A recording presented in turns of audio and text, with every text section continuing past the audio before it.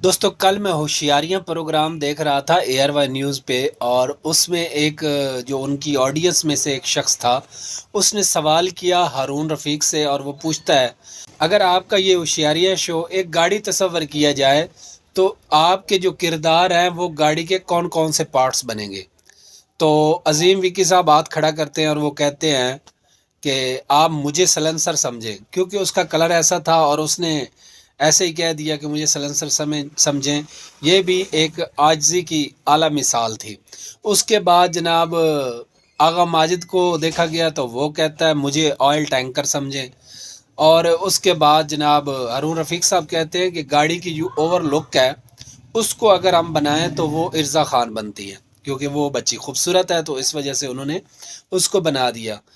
اب سلیم البیلا کی جب باری آئی تو اس کی طرف ہارون رفیق نے اشارہ کیا، اور وہ اشارہ کر کے اس سے پوچھتا ہے کہ آپ کیا بنیں گے؟ تو وہ کہتا ہے، آپ امیجن کریں اس کا مطلب عاجزی کا لیول چیک کریں۔ وہ کہتا ہے کہ آپ جو ہے نا مجھے پائیدان بنا دیں، لوگ میرے اوپر پاؤں رکھ کے اس گاڑی پہ چڑھا کریں گے۔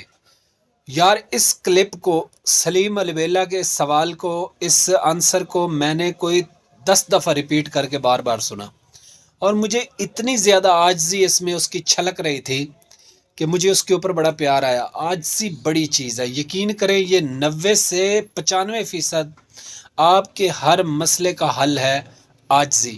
اگر آپ عاجزی اختیار کرتے ہیں نا تو آپ یوں سمجھیں کہ آپ بڑی پریشانیوں سے بچ جاتے ہیں۔ ساری دنیا میں تو اونچی، میں سبنا تو تھلے ہوں، واہ واہ کے بلے بلے ہوں، تیری شان ہے اللہ جلے ہوں۔